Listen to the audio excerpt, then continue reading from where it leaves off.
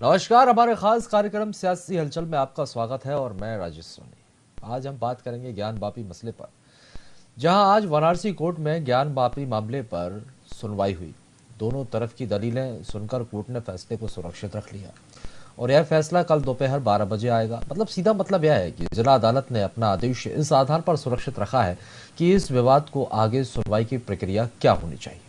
दरअसल वादी पक्ष की तरफ से जिला जज की कोर्ट से यह मांग की गई है कि सर्वे के दौरान संग्रहित किए गए साक्ष्यों को कोर्ट पहले देख ले, फिर आगे किसी तरह की सुनवाई करे।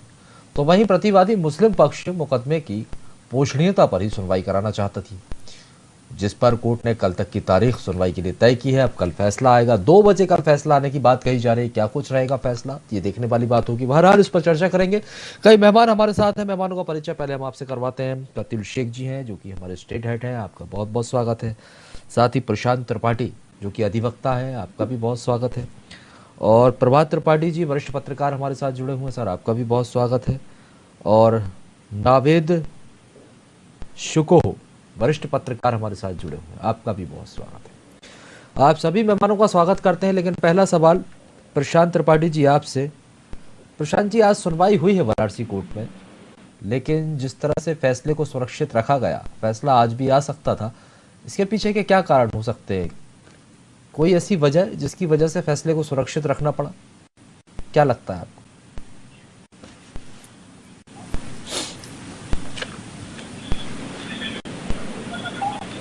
जो है ये बात रखी जा रही थी कि इसके मेंटेनेंस को लेकर, मेंटेनेंस ऑफ द सूट को लेकर, कि इसको इस आधार पे इसको खत्म किया जाए, इसको इनवैलिड बताया जाए।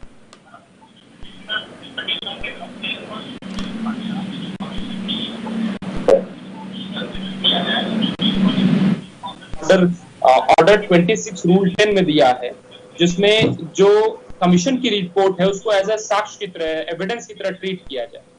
तो इसको तत्काल जो है ये हुआ कि इस पे कल विचार कर इस पर रिपोर्ट तैयार की जाएगी। इसी कारण जो कॉन्फ्लिक्टिंग इश्यूज हैं दोनों ऑर्डर्स के बीच में, इस कारण से इसको एक मिनट सर, सुरक्षित रखा गया मैं और कल पीसीआर इसका टीम से फैसला। चाहूंगा थोड़ा सा प्रशांत जी की आवाज को बढ़ाइए। ठीक है, आप अपनी बात जारी रखिए प्रशांत जी। जी, तो इसको लगातार जो है इस पर बात रखी गई है और कल इस पर जो है फैसला लेने की बात रखी जाएगी। प्रशांत जी, सुप्रीम कोर्ट में मामला पहुंचा, क्या जरूरत ऐसी पड़ गई कि मामला सुप्रीम कोर्ट से वापस बनारसी कोर्ट पहुंचा, वहां पर ट्रांसफर करना पड़ा? इसके पीछे क्या कारण हो सकते हैं? हालांकि ये देखिए, कोर्ट की अपनी सुप्रीम कोर्ट प्रक्रिया है, में मैं कोर्ट को समझ लगातार लेता हूँ। जो वही ऑर्डर 7 रूल 11 की बात मैं फिर करूंगा, जिसको लेकर वह वापस उसको मेंटेनेंस ऑफ द सूट को लेकर जाकर सुप्रीम कोर्ट पे चैलेंज किया। तो सुप्रीम कोर्ट ने स्पष्ट कहा कि इस मामले को उच्च डिस्ट्रिक्ट जज से आप इसको सर्वोच्च स्तर पर जांच कराइए, क्योंकि अगर मैं यहाँ सुप्रीम कोर्ट अगर इस बात पे फैसला ले लेती है तो इनको आगे चलकर इस पर सुनवाई करने में अनेक समस्याएं आ सकती है। इसी का हवाला देते हुए उन्होंने कहा कि आप डिस्ट्रिक्ट कोर्ट में इसका फाइल करिए ऑर्डर 7 रूल 11 के तहत और वहां से आदेश लीजिए, फिर उस पर क्या। ठीक है, कतिल जी, कैसा माहौल देख रहे हैं आप उत्तर प्रदेश के अंदर? क्योंकि आज बनारसी कोर्ट में सुनवाई हुई और सुनवाई होने के बाद जिस तरह से सुरक्षित रख लिया गया फैसला, कल आने वाला है, क्या स्थिति, क्या हालात बने हुए? और जो पक्ष विपक्ष के अपनी अपनी दलीलें भी वहां पर हुई, आज आप सारे दिन कोर्ट में ही रहे सर? नहीं, देखिए, कोर्ट जो भी निर्णय लेगा उसको सबको मानना पड़ेगा और कोर्ट का निर्णय ही लास्ट निर्णय होता है। और सुप्रीम कोर्ट ने अगर इंटरफेयर किया है तो ये बहुत अच्छी बात है कि जल्दी निर्णय होगा, समय ज्यादा नहीं खींचेगा, राजनीति नहीं होगी, इस पर लोग विवाद नहीं खड़ा करेंगे। पब्लिक में जो जिस तरीके से आपस में डिस्ट्रीब्यूट हो रहा है, तो वो एक दूसरे को लड़ाने के चक्कर में है, ये सब चीजें कम हो जाएगी। तो कोर्ट फैसला लेगी, उसको सबको मानना पड़ेगा, फैक्ट के आधार पर फैसला होगा, न कि किसी पक्ष विपक्ष के कहने पर कोई मामला होगा। मैं तो ये मानता हूं कि कोर्ट में हर तरीके के लोग होते हैं, हिंदू भी जजेस होते हैं, मुस्लिम भी होते हैं, ऐसा कोई एक पक्षी कार्रवाई नहीं हो सकती कोर्ट के माध्यम से। इसीलिए आदमी कोर्ट पर भरोसा करता है और कोर्ट के सामने जाकर अपनी बातों को रखता है। किसी पार्टी पक्ष से उसका कोई लेना देना नहीं। कोई कहे भारतीय जनता पार्टी के लोग सीआईएल करा रहे हैं, कोई कह रहा है याचिका करा रहा है, मुझे नहीं लगता। देखिए, जिसके मन में आस्था है वो अपनी बात को कोर्ट के सामने प्रस्तुत कर रहा है। भाई, उनका कहना है वो मंदिर है और मुस्लिम पक्ष का कहना मस्जिद है, ठीक है, दोनों का दस्तावेज ले जाके कोर्ट में प्रस्तुत है, वहाँ कोर्ट ने जांच कराया, जिसको सीलिंग कोई कह रहा है, कोई कह रहा फव्वारा है। तो फव्वारा और सीलिंग तो तब पता चलेगा जब कोर्ट के उसकी अंदर की क्वालिटी देखी जाएगी, क्या वाकई में पानी जैसा कुछ वहां से निकलता था या सीलिंग भी है, यहाँ पानी नहीं है, वहां से कुछ ऐसी पदार्थ या किस तरीके का पानी या किसी तरीके का दूध या किसी तरीके का कुछ भी निकल रहा हो, तो उसकी जांच जब हो जाएगी वो और पुष्टि हो जाएगी। और कोर्ट कभी भी कोई ऐसा फैसला नहीं देगी जिस पर लोगों का विश्वास जो बना हुआ है वो बना रहे। कोर्ट यही फैसला देगी जो एकदम राइट होगा, उसको कोर्ट पुष्टि करेगी। वो मस्जिद होगी तो मस्जिद मुसलमानों के हवाले होगा, और कि भाई आप अपनी आस्था करिए। मंदिर होगा तो मंदिर पूजा पाठ होगा, और दोनों एक ही चीज है। देखिए, पूजा और नमाज दोनों एक ही है, आस्था दोनों की एक बराबर है। अगर नमाज भी कोई पढ़ता है तो भी कोई बुराई नहीं है, कोई पूजा करता है तो भी कोई बुराई नहीं है, क्योंकि दोनों चीजें इक्वल है, सिर्फ नाम चेंज है। जैसे हिंदू और मुस्लिम नमाज पढ़ते हैं, वो पूजा करते हैं, वो व्रत रखते हैं, वो रोजा रखते हैं, तो सिमिलर है। कुछ इसमें चेंजेस बहुत ज्यादा नहीं है, बस एक चीजों को प्रथा के हिसाब से चेंज किया गया। भाई आप व्रत ऐसे रखेंगे, आप रोजा ऐसे रखेंगे, तो बस। और कुछ बहुत ज्यादा मुस्लिम और हिंदू में बहुत ज्यादा चेंजेस नहीं है चीजों में। ठीक है, ये आस्था का विषय है और यही वजह है अब आस्था पर सियासत और जिस तरह से माहौल जिस तरह का बनता हुआ दिखाई दे रहा है, ये बहुत गंभीर हो जाता है जब गंगा जमुना तहजीब की बात की जाती है। और ऐसे में इस तरह के जब मामले निकलकर सामने आते हैं तो बड़ी चुनौतियां भी हो जाती हैं कि स्थितियां बिगड़े ना। हालांकि मामला न्यायालय में है और न्यायालय के मामलों पर कोई टिप्पणी तो खैर नहीं कर सकता। न्यायालय किसी राजनीतिक पक्ष का जो है पक्ष की यदि हम बात करते हैं उसका हितैषी होता है, निस्वार्थ जो होता है, निष्पक्ष जो बात की जाती है न्यायालय इसलिए होता है। चलिए प्रभात त्रिपाठी जी, आपके पास आना चाहूंगा। ठीक, सोनी जी एक मिनट। जनता बहुत जागरूक हो चुकी है, हर तरीके से चीजों को समझ रही है। पहले जैसा जो माहौल था वो अब नहीं है। जनता अगर ऐसा कुछ हो रहा है तो जनता भी उस चीज को एकदम साइलेंट मोड में कोर्ट के ऊपर विश्वास करके अपने आप अपना भय बनाए हुए हैं। राजनीति करने वाले कभी बाज नहीं आएंगे, राजनीति करने वाले उसमें राजनीति करेंगे, टीआरपी बटोरने के लिए अपना नाम उछालेंगे, वो सब चीजें। प्रभात जी से ये हमारे देश का दुर्भाग्य है कि यहाँ हर मामले पर सियासत होती है। प्रभात त्रिपाठी जी, जिस तरह की आज दलीलें हुई हैं और उसके बाद सुनवाई आज हुई और कल के लिए फैसला रख दिया गया, आप कैसे देखते हैं? क्यों कोर्ट को आज फैसला अपने पास रखना पड़ा?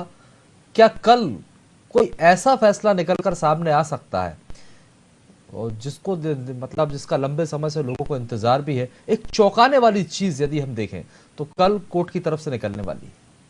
देखिए राजेश जी, कल मंगलवार का दिन है और हिंदू सनातन धर्म के कलयुग के हनुमान जी का दिन है, और कल फैसला जो भी आएगा वो एक न्यायालय की एक आस्था की जो बात है, जैसे कि सुप्रीम कोर्ट ने डिस्ट्रिक्ट जज, बहुत काबिल डिस्ट्रिक्ट जज है, 20 साल का उनका अनुभव है और उन्होंने इसको सुनवाई की है।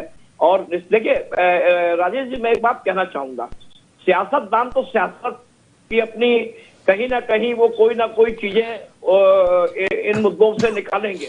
मेरा एक बस ये कहना है कि जिस तरीके से आक्रांता आए थे और उन्होंने जिस तरीके से यहाँ पे हमारे मंदिरों को नुकसान पहुंचाया, ये पूरा जग जाहिर है। और मैं एक बात कहना चाहता हूँ, भगवान राम का जन्म अयोध्या में हुआ, शिव का जन्म काशी स्थान है, कृष्ण जी का जन्म मथुरा है। मैं तो इस देश के तमाम मुसलमानों से अपील करना चाहता हूँ कि ये सियासतदानों का एक मुद्दा ना बने। आप स्वेच्छा से इन मस्जिदों को जहां मस्जिद में मस्जिद का रूप, जहां खुद मुसलमान कहते हैं कि विवादास्पद जगह है, वहां नमाज नहीं अदा की जाती है। और अभी जिस तरीके से भारतीय पुरातत्व सर्वेक्षण विभाग ने लगभग 3800 ऐसे मंदिर हैं जिसके लिए उन्होंने एक पहल की है, और मुझे ऐसा लगता है कि जो बार बार कानूनविद एक उदाहरण देते हैं कि वो एक ऐसा कानून बना था देश की आजादी के बाद 51 में कि जो जहां जो स्थिति है वो उस स्वरूप में उसको 100 साल की नष्ट रख गया है। मुझे लगता है पार्लियामेंट अब आने वाली है, संसद आने वाली है और संसद में कानून बनने जा रहा है, और वो कानून उस कानून को चेंज कर दिया जाएगा, क्योंकि हमारे कई वर्शिप एक्ट का जिक्र आप कर रहे हैं प्रभात त्रिपाठी जी, वर्शिप एक्ट का आप जिक्र कर रहे हैं, लेकिन यहाँ पर आज एक याचिका बीजेपी की तरफ से दायर जरूर की गई है। इस याचिका में ये कहा गया है कि वर्शिप एक्ट जो होता है वो इस जगह पर लागू नहीं होता। इसको लेकर आज कोर्ट में याचिका दायर की गई। नहीं, देखिए वर्शिप एक्ट की जो मैं बात कर रहा हूँ, देखिए कई मुस्लिम स्कॉलर्स बैठते हैं, हिंदू पक्ष के लोग भी, ये जो मुर्गे लड़ाने वाली स्थिति जो इस देश के अंदर आ रही है, कि जो तू में हो रही है, मैं कहता हूँ मुसलमान भाई, जब नमाज आप वहां पढ़ नहीं रहे हैं, किस चीज का इस देश के अंदर जिस तरीके से सियासतदान लगातार राजनीति कर रहे हैं, 2024 का माहौल आ रहा है लोकसभा चुनाव का, अब आज आम आदमी लड़ना नहीं चाहता है, चाहे हिंदू मुसलमान दोनों लोग एक सद्भावना से रहना चाहते हैं, इस देश के अंदर गंगा जमुना तहजीब के साथ रहना चाहते हैं। देखिए इतनी समस्याएं हैं लोगों के साथ इस देश में या उत्तर प्रदेश राज्य में, और मैं एक बात कहना चाहूंगा, मूलभूत मुद्दे जो है वो नजर नहीं आ रहे हैं, और कुल मिलाकर हिंदू मुसलमान को कोई परेशानी नहीं है सर, कोई परेशानी नहीं है। गंगा जमुना तहजीब की जो बात कर रहे हैं वो तो राजेश जी कोई परेशानी नहीं है, ये कोई परेशानी नहीं है, ये सिर्फ ये लोग एक चुनाव के मुद्दे को, ठीक है, कल आप देख लीजिएगा, कल जो निर्णय आएगा वो निर्णय स्पष्ट है कि जो वहां पे कोर्ट का निर्णय है सर, क्या करोगे, वहां पे जो भी चीजें मिली है उसके आधार पे कल निर्णय आने वाला है। कल आप देख लीजिए, कल जो आप डिबेट करेंगे कल शाम को, तो आपको वो निर्णय सामने आ जाएगा, तो इसमें बहस का मुद्दा नहीं होना चाहिए। ठीक है, इसी पर नावेद जी की प्रतिक्रिया और ले लेते हैं। नावेद जी, आपका रिएक्शन, क्या कुछ निकल कर आने वाला है कल कोर्ट से? कोई ऐसा फैसला एक शॉकिंग टाइप का, मतलब बिल्कुल चौंकाने वाला? हाँ, मेरी आवाज आ रही है? मुझसे सवाल पूछ रहे हैं? हेलो जी, मैं आपको सुन पा रहा हूँ नावेद जी। जी बिल्कुल। देखिए, जो भी फैसला हो वो सिराखों पर है पूरे देशवासियों के लिए, क्योंकि ये पूरा देश इस बात को मानता है, इस बात को स्वीकार करता है। हमें हमारे देश में कानून को सर्वोपरि माना जाता है।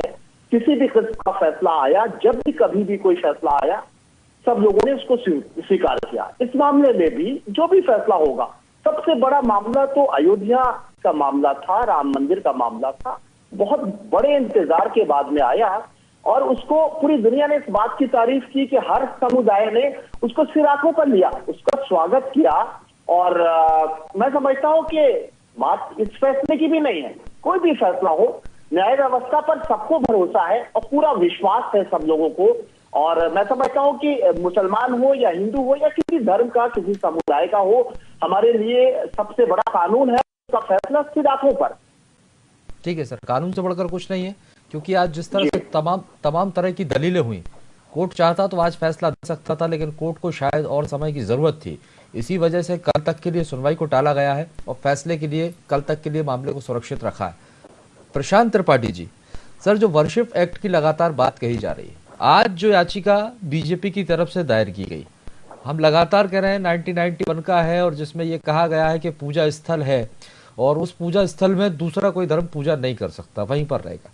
लेकिन जो बीजेपी की तरफ से आज याचिका दायर की गई है, उनका यह कहना है कि इस स्थान पर यह वर्शिप एक्ट लागू नहीं होता है। क्यों नहीं होता है सर लागू? भारतीय जनता पार्टी के नेता हैं, इन्होंने 11 पन्नों की उच्चतम न्यायालय में आज याचिका डाली है। इसमें एक बड़ी प्रमुख बात समझने वाली बात है, इन्होंने कहा है कि मंदिर एक पूजा स्थल है और मस्जिद एक प्रार्थना का स्थल है, मतलब एक इबादत की जगह है। इस्लामिक व्यवस्था के हिसाब से यह है कि इबादत आप कहीं भी कर सकते हैं, और जो पूजा स्थल होता है, जो पूजा वर्शिप की जो बात करता है कि जहां भगवान रखे जाते हैं, जहां प्राण प्रतिष्ठा की जाती है, जहां जलाभिषेक किया जाता है, वहां पे उसका जो रिलीजियस कैरेक्टर है वो कभी बदल नहीं सकता। परंतु जो मस्जिद है, आप देखेंगे उन्होंने अरब देशों का हवाला दिया, उन्होंने स्पष्ट कहा कि सड़कों को और तमाम स्वास्थ्य व्यवस्थाओं को करने के लिए कभी कभार मस्जिदों को वहां से शिफ्ट कर दिया जाता है। उन्होंने एक जजमेंट कोर्ट किया इस्माइल फारूकी केस में, जिसमें स्पष्ट लिखा था कि mask is not an essential practice of Islam. तो कहने का मतलब ये है, उनका ये मानना है कि इस्लाम में जो पूजा है उसको हराम माना गया है, वर्शिप को हराम माना गया है, और जिस चीज को इस्लाम में हराम माना गया है, वर्शिप को, वो एक्ट इस पे नहीं लग सकता है। और पूजा जो कि वर्शिप है, जो कि मंदिर पूजा स्थान मंदिरों की एक व्यवस्था है, उसको उन्होंने कहा कि इसको इस कारणवश हम जो मस्जिदों पे लागू नहीं कर सकते। तो जो पूजा स्थल कानून है उसको हम मस्जिदों पर कैसे लागू कर सकते हैं? इसी को लेकर अश्विनी उपाध्याय ने जो है इसको चैलेंज करते हुए अपनी याचिका जो है 11 पन्नों की उच्चतम न्यायालय में दाखिल की। ठीक है, कतिल जी भी हमारे साथ लगे बने हुए हैं। कतिल जी, आपका कोई सवाल हो तो आप कर सकते हैं। Over to you.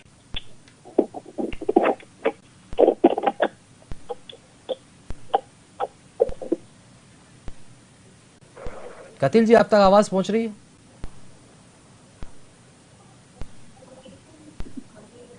Katil ji, आप सुन पा रहे हैं सर? लगता है कतिल जी से संपर्क नहीं हो पा रहा है। एक बार फिर हम उनसे जुड़ने की कोशिश करेंगे। और भी मेहमान हमारे साथ बने हुए हैं। प्रभात त्रिपाठी जी, त्रिपाठी जी, जो दावे किए जा रहे हैं, कोई कह रहा है शिवलिंग है और किसी का ये कहना है कि वजू खाने, अपने अपने धर्म की अलग अलग बातें हैं और दोनों ही अपनी अपनी बातें कर रहे हैं और आज तमाम तरह की दलीलें हुई। लेकिन आज दलील के दौरान कोर्ट में ये चीज़ ज़रूर देखने को मिली कि जब जो जांच की जिम्मेदारी जिनको सौंपी गई थी, जो कमिश्नर हैं अजय जी, वो उनको अंदर क्यों नहीं आने दिया गया? इसके पीछे की क्या वजह हो सकती है? देखिए राजेश जी, ये बिल्कुल तय है कि श्रृंगार गौरी की जो याचिका थी वो ज्ञान बापी मस्जिद तक पहुंची और जिस तरीके से सर्वे हुआ वहां पे और बड़ा विरोध किया एक पक्ष ने, बाद में जिस तरीके से सारी चीजें हुई ये सबने देखा, पूरे देश ने और पूरे प्रदेश ने देखा। मैं एक बात पूछना चाहता हूँ, जिस तरीके से आप अभी प्रशांत से सवाल कर रहे थे वर्षिप एक्ट वाला, हमारे हिंदू धर्म में हमारे भगवान जो हैं वो साकार हैं और अजान जो है या जो अल्लाह की इबादत है वो निराकार है। हमारी मूर्ति जो है वो स्पष्ट ये इस बात का संकेत है कि हम अपनी मूर्ति को मान के भगवान, चाहे वो राम की मूर्ति हो, चाहे शिव की शिवलिंग हो, हम उसकी पूजा करते हैं। और जिस तरीके से वहां पे सर्वे को रिपोर्ट आई है और जिस तरीके से आज सुनवाई हुई और आपने जो सवाल किया कि वो नहीं जाने दिया गया, देखिए इसको जिस तरीके से मुद्दा बनाया गया है, मैं फिर एक बार कह रहा हूं कि देश की अमन चैन शांति को बिगाड़ने के लिए कुछ लोग लगे हुए हैं और कुछ इस टाइप के लोग हैं। कोई मुसलमान या हिंदू नहीं चाहता कि इस देश के अंदर अब उस आग में झोंका जाए इस देश को जो 92 में जिस तरीके से एक घटना हुई थी। तो ये जो सारी स्थितियां हैं, मैं फिर कहूंगा कि ये कोर्ट में जिस तरीके से चीज चल रही है, ठीक है, आप कानून का सबको पालन करना है, हमारी न्यायिक व्यवस्था है, लेकिन कब तक भगवान को आप कानूनी दाव पेच में रखेंगे? मैं ये पूछना चाहता हूं कि जब हम साकार पूजा करते हैं मूर्तियों की और हमारे भगवान सामने साक्षात हैं, गौरी जिस गणेश के श्रृंगार गौरी की बात हो रही है, एक दिन पूजा कर रहे हैं, अरे भाई वहां नियमित पूजा होनी चाहिए। और जिस तरीके से वहां समय में चीजें मिली हैं वो अब तथ्य सब कोर्ट के सामने आए हैं। कल फैसला मुझे लगता है कि एहतियातों को होगा और फैसला सबको मालूम है क्या फैसला आने वाला है, लेकिन प्रदेश की जनता अमन चैन में रहे और उसको कहीं विचलित होने की जरूरत नहीं है, क्योंकि इससे किसी को रोजगार मिलने वाला नहीं है, इससे किसी की महंगाई कम नहीं होने वाली है। सरकार अपना काम कर रही है। कानून व्यवस्था अगर कोई लॉ एंड ऑर्डर खराब करेगा तो मुख्यमंत्री योगी आदित्यनाथ लगातार पूरी निगाहें रखे हुए हैं। ठीक है, और सरकार उनके की लगातार नजर तो कानून व्यवस्था खराब हो नहीं सकती है। लॉ एंड ऑर्डर विषय नहीं, ठीक है सर, समझ सकता हूँ। कतिल जी, अब आप तक आवाज पहुंच रही होगी सर। कतिल जी, सवाल ये अहम हो जाता है, यहाँ मंदिर तोड़कर मस्जिद बनाई गई, मंदिर को टूटा तो ये इस्लाम में खुद लिखा है कि वहां पर नमाज कबूल नहीं होती। अब ऐसे में यदि कोर्ट का कल फैसला, अगर एक सोचने वाली बात है, अगर हिंदू पक्ष में ही आ जाता है तो फिर क्या स्थिति बन सकती है? आप बेहतर बता सकते हैं उत्तर प्रदेश के अंदर, क्योंकि तमाम तरह की इस्लाम के हिसाब से किसी भी जमीन को कब्जा करके या किसी भी मंदिर की जगह पर जबरदस्ती नमाज अदा करना भी एक गुनाह है। ऐसा कहीं नहीं लिखा है किताब में कि आप किसी की मस्जिद को कब्जा कर ले या मंदिर की जगह पर नमाज अदा करें, ऐसा मतलब कहीं नहीं है। मस्जिद की जगह जो होती है वो बहुत पाक साफ होनी चाहिए, पहली बात। दूसरी बात, उसमें किसी तरीके का विवाद नहीं होना चाहिए। उसमें ये भी देखा जाता है किस तरीके का पैसा लगाया जा रहा है, जो पैसा डिस्ट्रीब्यूट कर रहा है उसका पैसा वो हक का है, हलाल का है, क्या है, बहुत सारी सलियत है इसमें। हम ये नहीं कह रहे हैं कि औरंगजेब आया तो क्या कर दिया, वो इतिहास में मुगलों ने बहुत सारी आफतें पैदा की थी, जो आज मुसलमानों को उसका परिणाम भुगतना पड़ रहा है। उस समय उन्होंने क्या किया था और आज उसका परिणाम कौन भोग रहा है, ये आपके सामने है। मंदिर मस्जिद की लड़ाई, मैं कतई ये कहना चाहूंगा कि आपस में जो भी चीजें हैं वो जरा सा भी डिस्ट्रीब्यूट ना हो, आपस में भाईचारा बना रहे, लोग एक दूसरे से जैसे अपने दिलों से मिलते हैं उस तरीके से मिले। अरे मंदिर बनेगा तो भी पूजा होगी, मस्जिद बनेगा फैसला तो चाहे जो भी आए, भाईचारा सद्भाव बना रहना चाहिए। न्यायालय का जो भी फैसला हो वो स्वागत योग्य होना चाहिए, किसी तरह से कोई माहौल खराब नहीं होना। और न्यायालय जो भी फैसला देगा वो सबूतों और एविडेंसों के वो आधार पर देगा, ना कि मेरे और जनता के या किसी के व्यू से या किसी के कहने से वो अपना फैसला बदल दे। हाँ, हम लोग एक सिमिलर लोग हैं, एक साथ बैठते हैं, एक चीजें बात करते हैं, आपस में डिस्कस करके चीजों को जनता के बीच में एक संदेश देना चाहते हैं। बस हम लोगों का ये डिबेट करने का एक मकसद होता है कि जो नहीं समझ पा रहे हैं इस टाइप की चीजें, वो समझ जाए कि किस तरीके से क्या माहौल है, क्या हो रहा है, और बस और क्या है। हम लोग कोई डिसीजन मेकर नहीं, हम लोग तो राय रख सकते हैं, मानना ना मानना जनता का काम है। सारी चीजें जो है सामने रहती है, कोर्ट जो फैसला लेगा उसको मान लिया जाए। प्रशांत जी, एक सवाल मैं आपसे करता हूँ, फिर नावेद जी आपके पास आऊंगा, जल्दी से जवाब दीजिएगा, क्योंकि मैंने प्रभात जी से भी वही सवाल किया था और आप बेहतर तरीके से इसको बता भी पाएंगे। अजय मिश्रा, जिनके पास ये जिम्मेदारी थी, जो सर्वे करने के लिए वहां पर पहुंचे थे, जब सुनवाई चल रही थी, जब वहां पर दलीलें हो रही थी, तब उनकी एंट्री क्यों नहीं हुई? इसके पीछे की क्या वजह है? देखिए, न्यायालय का स्पष्ट आदेश था कि जिस किसी का भी वकालतनामा में नाम होगा उसी की एंट्री की जाएगी। उसमें 5 लोगों में से सिर्फ 4 पक्षकार मौजूद थे और 4 महिलाएं जो थी वो मौजूद थी। वकालतनामा में नाम ना होने की वजह से अजय मिश्रा की एंट्री को बंद कर दिए गए, उनको नहीं जाने दिया गया। न्यायालय का सच्चा फैसला था स्पष्ट। ठीक है, कोर्ट का ये तर्क भी था कि 23 लोगों से ज्यादा लोग वहां पर नहीं पहुंच सकते और कुछ लोग वहां पर सुनवाई के लिए पहुंच गए थे और ये संख्या में ज्यादा हो रहे थे, इस वजह से भी नहीं जाने दिया। जी, ये भी कारण था, बट वकालतनामा वाला जो मैं आपको बता रहा हूँ, प्रमुख ये था कि वकालतनामा में नाम ना होने की वजह से अजय मिश्रा की को नहीं जाने दिया जाए, स्पष्ट यही था। नावेद जी, आपकी प्रतिक्रिया, अंतिम प्रतिक्रिया जल्दी से सर, समय खत्म हो रहा है इसलिए। देखिए, आप बहुत महत्वपूर्ण चर्चा चल रही थी, मैं तो कम इसमें जोड़ पाया। एक चीज बहुत महत्वपूर्ण मैं बताना चाहता हूं कि इस्लाम की हिदायत ये है कि दुनिया का कोई भी इंसान जो जिस देश में रहता है, जहां की उसकी नागरिकता है, उस राष्ट्र के कानून को उसको मानना ही पड़ेगा।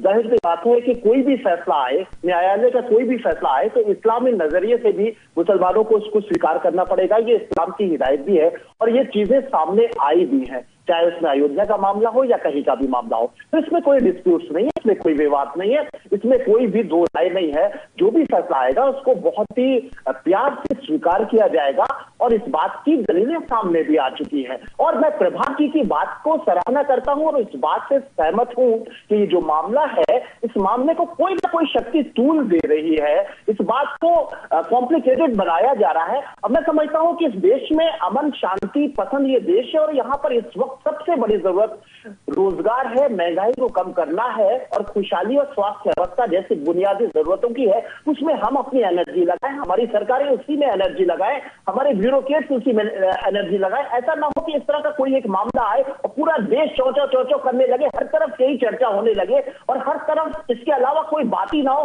फिर ये मामला खत्म हो जाए, फिर तीसरा मामला आ जाए, फिर चौथा, पांचवा, छठा। मैं समझता हूं ये ड्रामेबाजी खत्म होना चाहिए और प्रभात जी ने बहुत सही बात कही है कि जो ताकतें इस तरह की कॉम्प्लिकेटेड मामलों को बढ़ावा दे रही है उसको चिन्हित करना चाहिए और समाज को उसको कहीं ना कहीं माहौल खराब नहीं होना चाहिए, कोर्ट के फैसले का स्वागत होना चाहिए। और हम अपने चैनल के माध्यम से दर्शकों से यही कहना चाहिए कि कोर्ट का फैसला है वो स्वागत योग्य होना चाहिए और किसी तरह से कोई माहौल खराब ना हो, चाहे किसी भी धर्म विशेष के पक्ष में फैसला है।